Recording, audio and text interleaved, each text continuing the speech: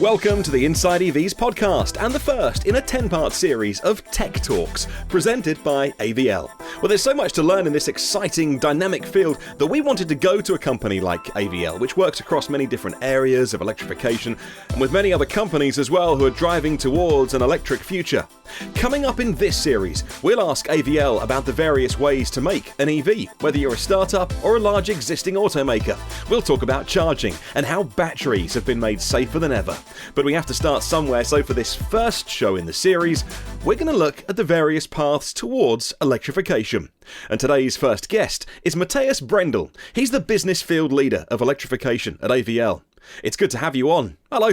Yeah, thank you, Martin. First of all, give us a quick introduction to AVL. Now, you work with lots of automotive companies, with racing as well, so I know you have lots of secret agreements, so I'm not going to ask you about specific cases because you're not allowed to talk about them, and I won't ask about them, but you do work extensively with the automotive sector. Give us a little background to what AVL do. Well, AVL is a powertrain specialized company and quite with a long tradition, so like 70 years, and started very much focused on diesel engine development and then later on also with gasoline development. And but since I would say almost 15, 20 years, also focusing very much on alternative propulsion systems, electrification systems, fuel cell systems, and so on. And we are split into three business units. So we have one business unit that's doing engineering. So that's where I'm responsible for. And then we have a business unit that's doing test systems, also quite the same size. And then we have a smaller business unit that is doing simulation tools. So quite experienced company. And as you said, we're working with many, many industry partners, with a lot of vehicle manufacturers, but also with the supply base. So quite a huge bandwidth. And on a day-to-day basis, what does your job entail? That's probably a big question, but if you can sum up what you do there. So in the powertrain engineering field, I'm responsible for the electrification business, which is all the development of electrified propulsion systems or fully electric propulsion systems. So basically that is what I'm taking care of. That this business developing, as I said, we are traditionally coming from the combustion engine business, and like the whole industry, also AVL is in a sort of enlarging their portfolio to keep up with the newer technology also for the future. So a very exciting and dynamic field to be working in. Let's talk about, first of all, some of the options, some of the different current technologies that you think might be realistic to get on the road. So I guess, we know that there are full electric cars that are battery, also, I'm guessing plug-in hybrids, but also hybrids, and actually making combustion cars more efficient as well. Have I covered off the main ones, or are there others that perhaps I'm missing? No, I think you can sum up a lot within the hybrid section, but there are mild hybrids, there are the strong hybrids or the full hybrids, and there are also the plug-in hybrids. There is big momentum going into those technologies, and we look at the majority of the vehicles that come into the play within the next 10 years or so. The majority will be hybrids, will be mild hybrids, also for a cost reason and also because the industry is in transition. But you also see a big number of pure battery electric vehicles coming into the game. And you see some fuel cell vehicles, not too many maybe right now from a volume perspective, but many companies are having interest in the technology, and also plug-in hybrids, maybe as a form of transition, kind of taking a little bit kind of the range anxiety out of the game, is something that plays a significant role. And so our projection basically is, when you look into maybe in Europe in 10 years from now, you will almost see all the powertrains will be electric. They will be electrified. But also like 60-70% still have also combustion engine.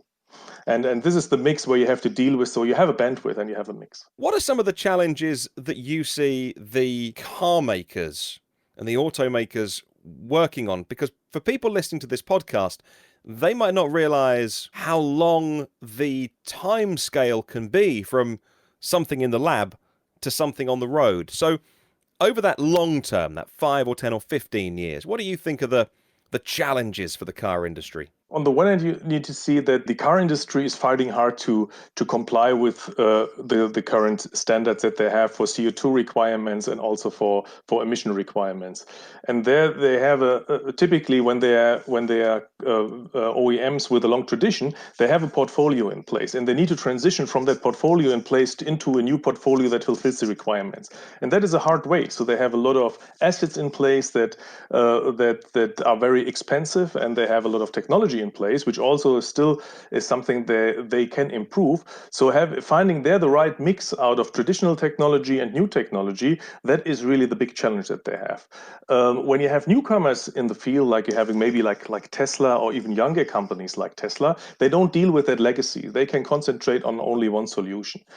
And so for I would say the supply industry as well as for the OEMs, it's very hard to find the right balance, because these on costs are difficult to explain for the consumers, because somebody needs to pay the bill in the end for additional development work, but also for additional product cost. And in some of the areas like the mild hybrid, you probably even don't recognize much that you have an electrified engine out there. So you don't feel that much, and you see that in your efficiency of the car, so you will have a little bit less of consumption, but to place the on cost is a challenge, and everybody is fighting hard on this place. Now, I'm not asking you to give away your secrets here, but what do you see that is in development that isn't maybe widely known about at the moment? What are some of the technologies that could be coming? Even if it's a subject that is already a long time in the automotive industry and even longer known as a technical solution, is fuel cells. And fuel cells had, so me personally, I started about 20 years ago working on fuel cells, and there were a lot of ups and downs, and sometimes it was a big hype around fuel cells, then it was a little bit more quiet and shy. But in the last couple of years, there is again a lot of interest into fuel cells. Also, when you look into special applications, more like commercial vehicles. So I think that fuel cells will have a stronger future, and because the whole electrification is stronger compared to the past, there are a lot of synergies in between the systems. So I think this is something that we will see coming in the next couple of years much stronger. And for sure, right now there's a lot of efforts to get the costs down, to get a little bit more robustness into the system. But you see that on the tier one base as well as at the OEM. So I think this is one element. Next generation of batteries, is also a lot of talk about, all solid state batteries. So again, higher energy density, better costs point, a little bit better safety. So I think there's a lot where a lot of companies are focusing on, and a lot of also a lot of interest, I would say, and but also still some challenges to do from a manufacturing perspective, to have everything there consistent and having consistent performance. So in smaller applications, you can see that already, but not really ready for production. I would say when you look into power electronics, for instance, in power electronics, there's a lot of work getting into the semiconductors, like silicon carbide or gallium nitride now. This is silicon carbide, actually ready to go now, a little bit more costly, but a lot of efficiency gain. And then in the next generation, there would be gallium nitride that also helps a little bit. So in all spaces, you actually see still a lot of innovation, a lot of innovation potential, and I think it stays interesting for an engineer. It's a great time to work on that stuff. I don't know if you see what I see. I see online on comment sections on social media, and people tend to obsess a lot about there being a winner or a loser. So, if you're a Tesla fan, there's people online going, this is best, and, batteries are best. And then other people who are a fan of a certain technology, everybody seems to want to have a definitive winner, and then we all follow that path. But by the sounds of it, from what you're saying, there can be many winners. It just depends on the use case. So, we talk a lot about the cars that we'll drive, because those are the things that are probably exciting for a lot of our listeners. But what about the use cases for things like commercial transport, or even, if I can broaden it out, to things like mass transport, even maybe marine or trains or even aviation? Are there exciting possibilities there where one technology would be good for a certain type of application, but then maybe on the road we do something else? No, I think you're hitting a very good point. And also in the engineering community, it's not that everybody having a broad picture and says, well, a bandwidth of technologies or a sweet point of mix of technologies is the right one. You have a lot of people there that work there with a lot of passion.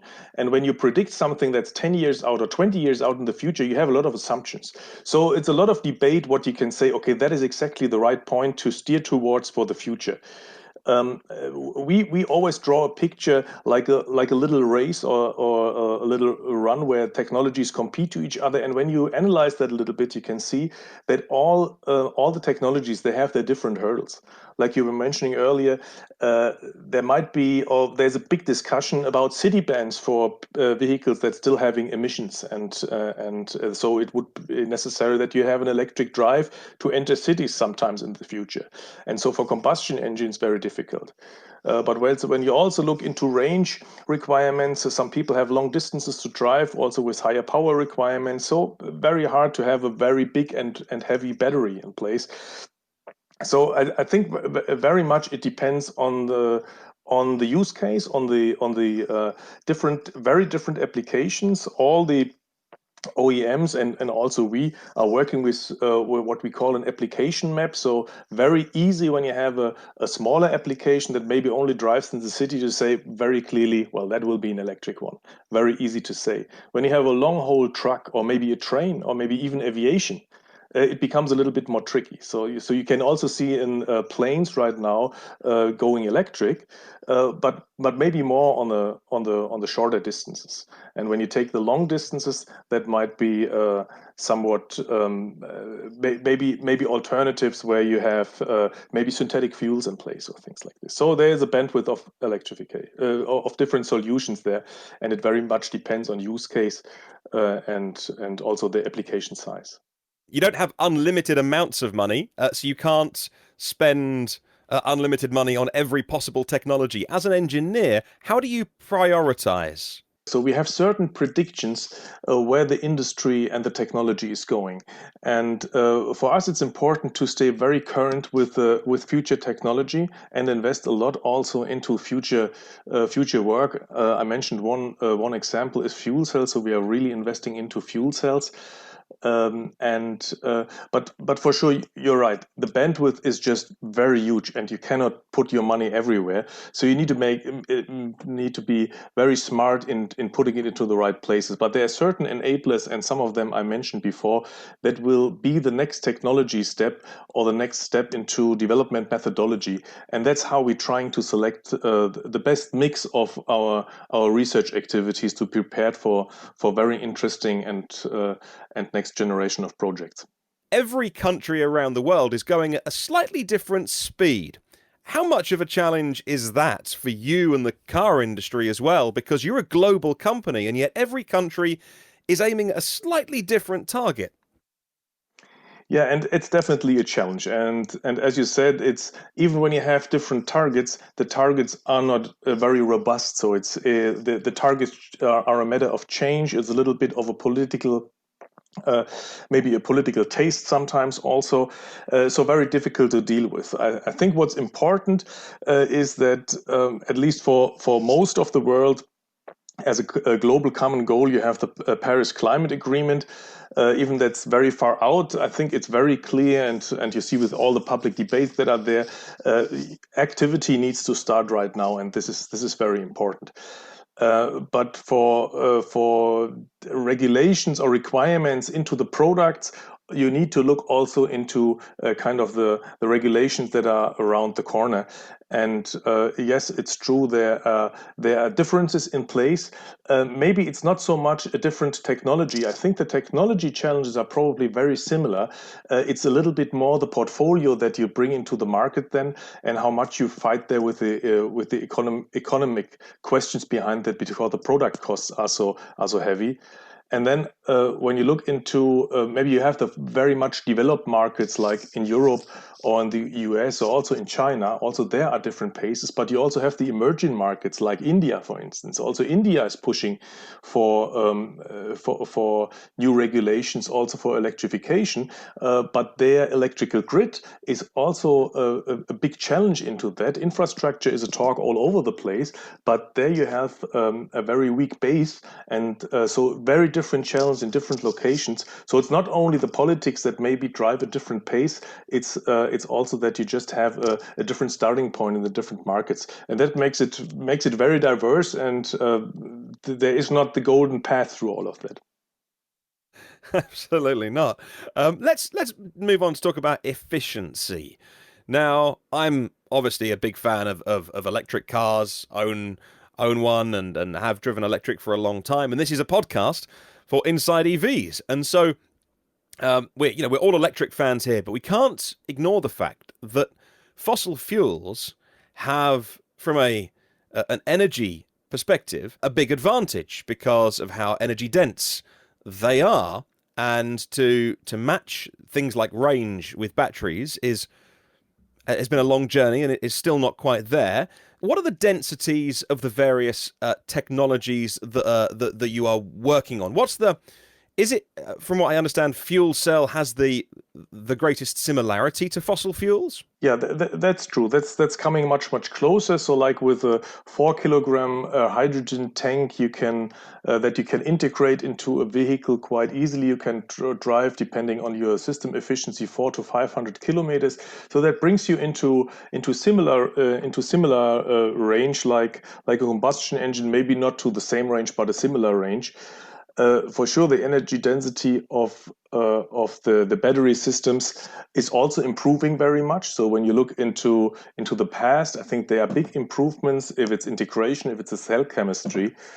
But there is also still improvements on its way. So when, as I mentioned before, when you think about all solid state batteries, so there are steps also to go. You will not reach the energy density of a fossil fuel, but you will come closer. And I think, like we talked earlier, I think the usage profile for the future might also be a little different. So maybe it's just because of differences in the technology and your daily usage. Maybe it's just not meaningful to carry around energy that brings you 1,000 kilometers when you're only driving 40. So and I think when this goes a little bit more into the daily usage pattern of somebody who charges in the garage at home and so on, I think then this difference might not count that much. What is a solid state battery, and why are they important for electrification? Yeah, on the one hand, they bring a better price point, and they will also bring a better energy density. And when you talk about all solid state, also the electrolyte will not be liquid anymore, and that helps you also with some of the safety challenges that you have with batteries today. And therefore, this is a technology where a lot of the battery industry right now is focusing on, but there are very thin layers that you need to attach in such a battery all together and have a very good conductivity across the entire battery cells. And this makes it quite challenging. And this is actually where a lot of energy still goes into, so development energy goes into to make those batteries then really robust and reliable. And you see with smaller battery applications, with just a prototype on a prototype level, that is possible. On a mass production level, there is still a couple of years that needs to be invested there.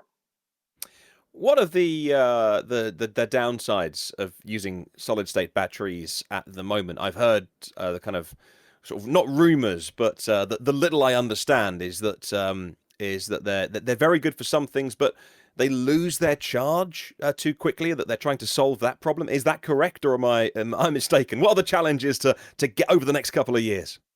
Well, I think the one of the challenges is that they also also batteries of today. There is, when you charge and discharge, there's really kind of a mechanical movement within the cells, and there's big pressure also building up. So you need to make sure that you have a mechanical robustness in your module or in your battery design to make sure that you maintain the conductivity in between the different layers. So these are challenges that you need to make sure that you overcome. That these are really systems that are ready for industrialization and ready for the market. Is faster charging always better? Because we always, as consumers, we always want more, faster, better, bigger. But is there a dash towards faster charging? Because presumably there is an impact on how quickly you can get energy into a stored battery. Yeah, no, you're exactly right. So I also think that charging overall is one of the key elements, and every consumer and you're driving an electric car, so you know that charging is something there where you need to get also used to, because that's just different than you know it from your car with the combustion engine. And I think it's important that these are simple solutions in operation, simple in accessibility, and also simple in billing.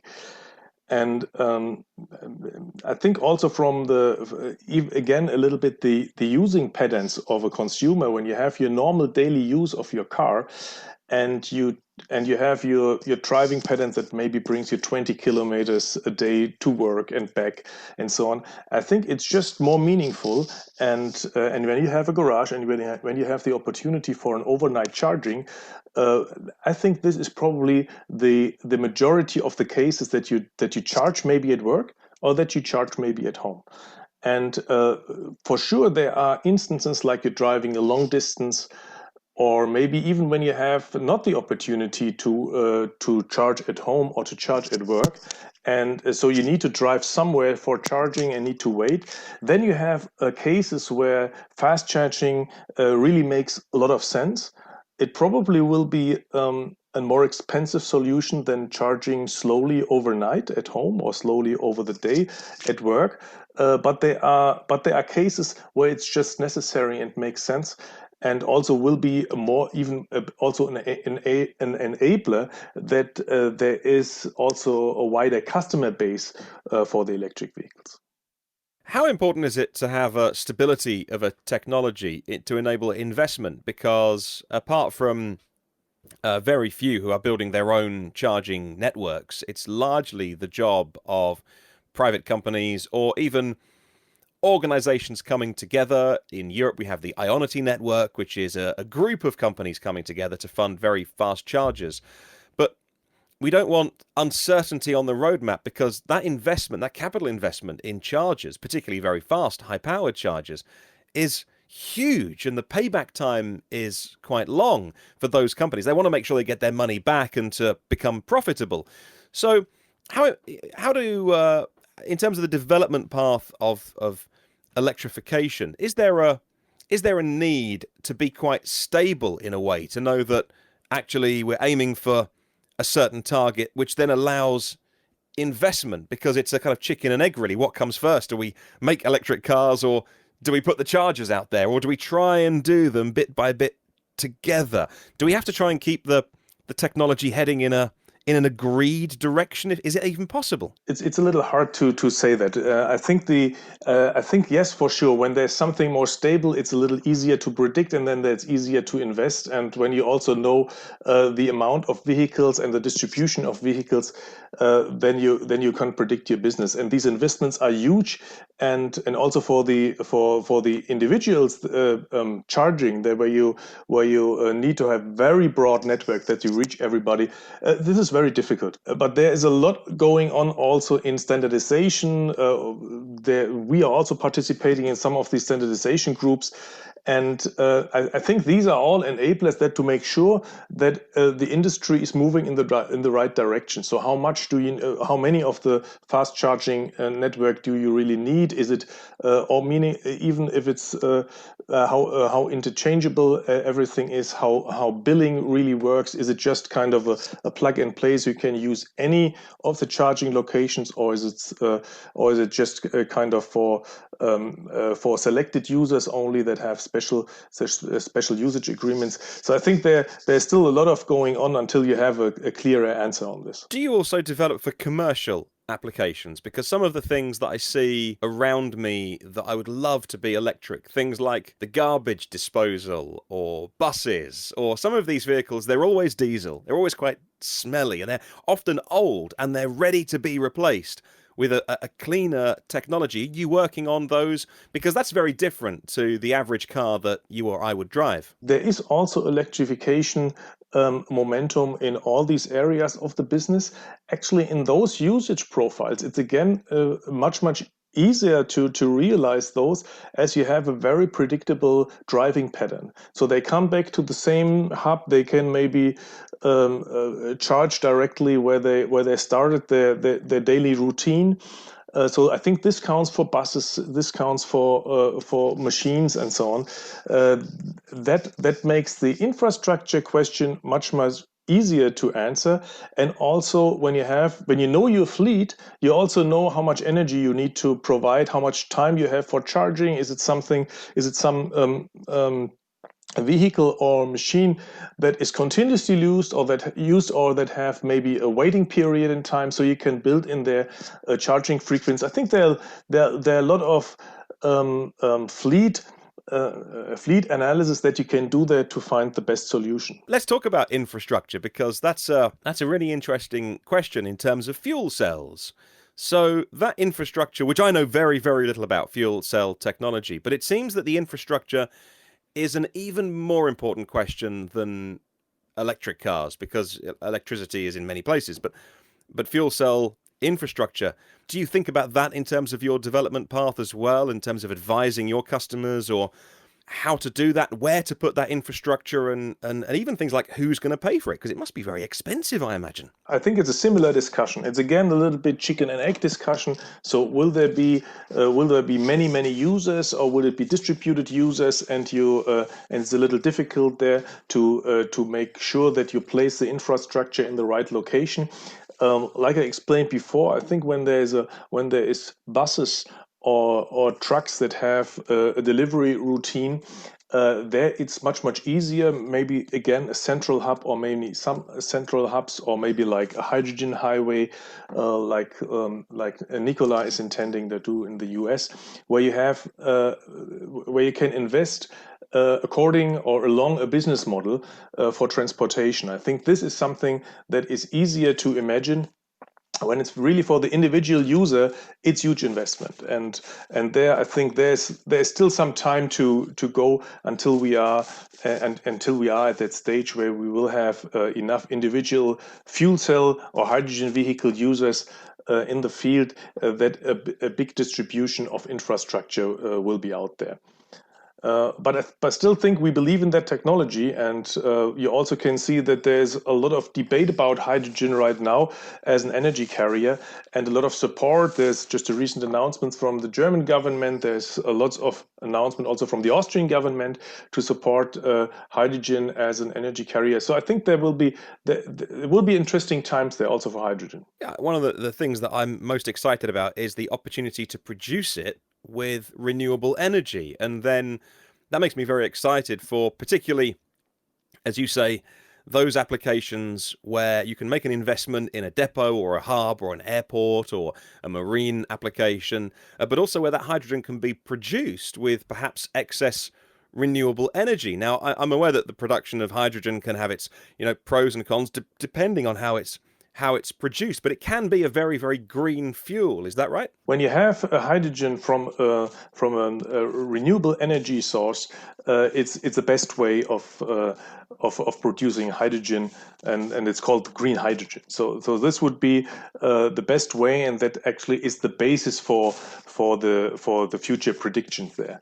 When you but there are also other ways in producing hydrogen. There you have more CO2 that you have along with that, where you also are debates about can you somehow store that CO2 in certain ways, which is maybe then a compromise in between the different production technologies of hydrogen. But for sure, the green hydrogen from renewable energy, that is actually the way where we need to get to. Now, my last question is maybe the hardest question to think about, because you are a group of engineers dealing with engineering problems. But electrification of vehicles is also inherently a human behavioral issue. Now, us humans are very unpredictable, which is quite annoying to an engineer because you don't know what we're going to do next. And so it must be a very difficult situation to, because for 100 years, we've all gone to a location to refuel how we are mobile. So we are very, very used to going to a petrol station, to a certain place, and within 3 to 5 minutes, we fill up our vehicle and we're on our way. But electrification is going to require behavioral changes. Now, is that also a challenge for an engineering company? Because you're not just dealing with the science, but you're also having to deal with quite annoying human beings, because we're all going to have to get used to charging at home or with fuel cells, or we will go to a filling station. And there's lots of possibilities. Things are very uncertain in the future. Is that quite hard for you guys? Well, it's hard on the one hand, but on the other hand, it's also very exciting. So I think this that you cannot predict the everything, and especially kind of acceptance at the customer and also broad customer base. For me, it's very exciting to really get through this phase, to see what is maybe also. For some of the customers, they become very enthusiastic about that, and others maybe are a little bit more shy. They need to be convinced. They don't like to change what they're used to for a certain time, and so you're always in that debate. And I'm in that let's call it alternative propulsion system a business for quite some time, and you always have a mix of the debates that people believe in the future and future technology, and they are really excited and can't get it fast enough, and others, they are very, very shy and they don't know exactly what that means. So with all the mix of the technologies that we see right now and the transition phase, I think there is for everybody the right solution how fast they want to go. So you can even buy a fuel cell car already today. So when you have a fueling station nearby, maybe that also fits your needs. And you can drive an electric car, you can drive an electrified powertrain, you still can go with a traditional combustion engine. So I think that you will see how the consumer behavior also will change then over time, and I think this is very exciting. And for sure, I think I'm convinced that the future mobility will be electric. There, I'm very convinced. I think it's just hard to predict when is that. Is that in 5 years, in 10 years, or in 20 years? I think it's very difficult to make a good projection. Well, thank you for your time today. That's the first in a 10-part series about the technology of electrification with AVL. Next week, we'll talk about how you can bring an EV to market quicker than ever before, thanks to cutting-edge simulation techniques. Now, in the meantime, you can keep up with the latest EV news at InsideEVs.com, and you can learn more from the experts at AVL. Go to avl.com.